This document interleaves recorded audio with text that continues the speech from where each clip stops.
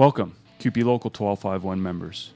We're asking you here today to become involved to improve the working conditions in your local. Correctional services is a unique work environment. Like no other jobs, it comes with inherent risks in the line of duty. Our correctional facilities are full of violence, perpetrated by the prison population. Our correctional officers are subject to being kicked, bitten, stabbed, and possibly slashed with homemade weapons, and could possibly be taken hostage and even raped in the line of duty, all while being legally mandated to maintain their professional composure and refraining from any retaliations which could be the basis for dismissal of service.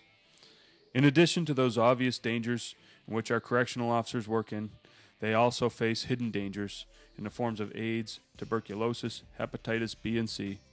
Officers are also subject to inmates threatening to harm the officer's family and children in an attempt to smuggle, retaliate, or intimidate officers for all sorts of reasons.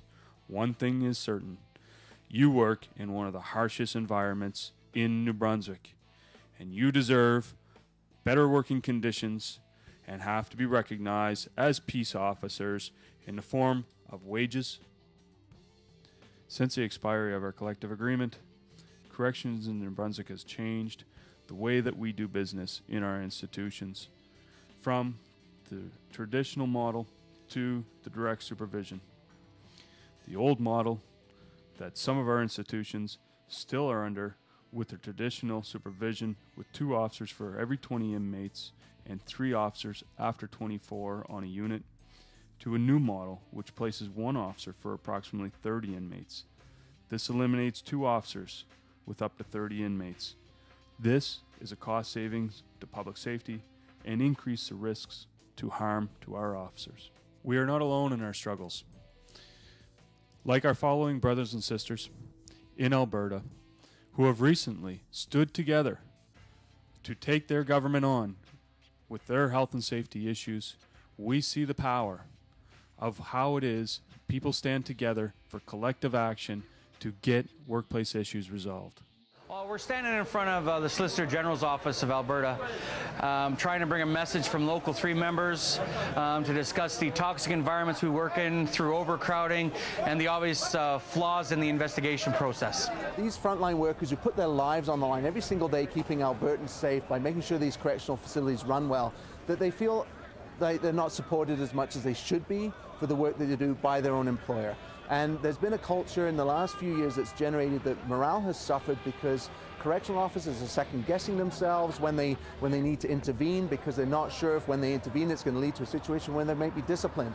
And the problem is that when situations do arise, it seems like the employer is looking for a scapegoat, is looking for to prove guilt, instead of trying to see what happened, what could be done better the next time. So that's a huge concern. Today we're actually going to meet Guy Smith and myself. We're fortunate enough to meet with the Solicitor General later this afternoon, and we're just going to bring the information to him.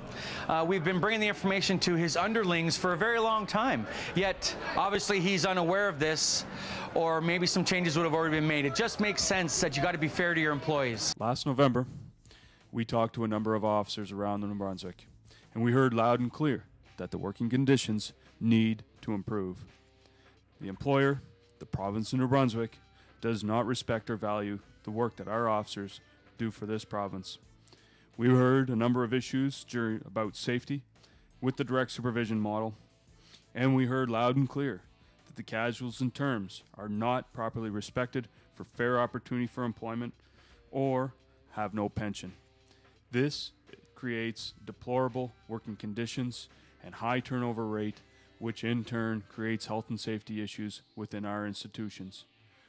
We need to do better for our officers. It was an unprovoked attack on one of my co-workers. She was punched in the face, and I went to her aid. And in doing so, I sustained injuries to a bite to my back that ripped my ear, which required 7 stitches in the back, and punched in the face several times. A lot of friends and people that I cared for and stuff that I've seen getting covered in blood, and to find out that they made him had hepatitis because he admitted that he had it, and they had to go through testing every so often and go home and do things differently with their family and take precautions that they normally wouldn't have taken.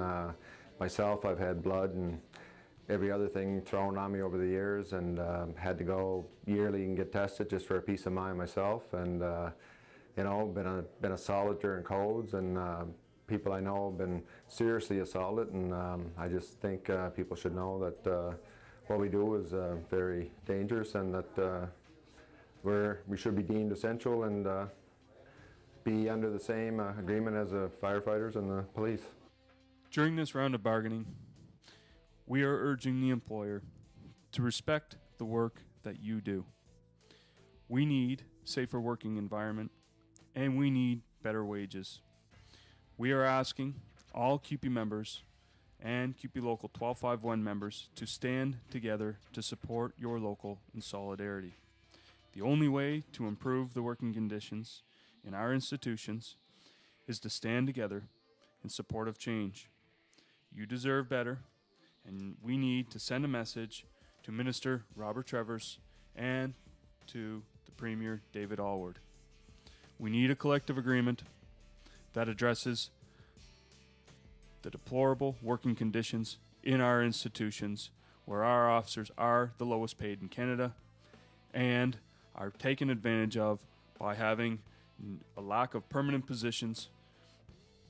And we need the same rights for all workers, fair opportunities, and pensions for all.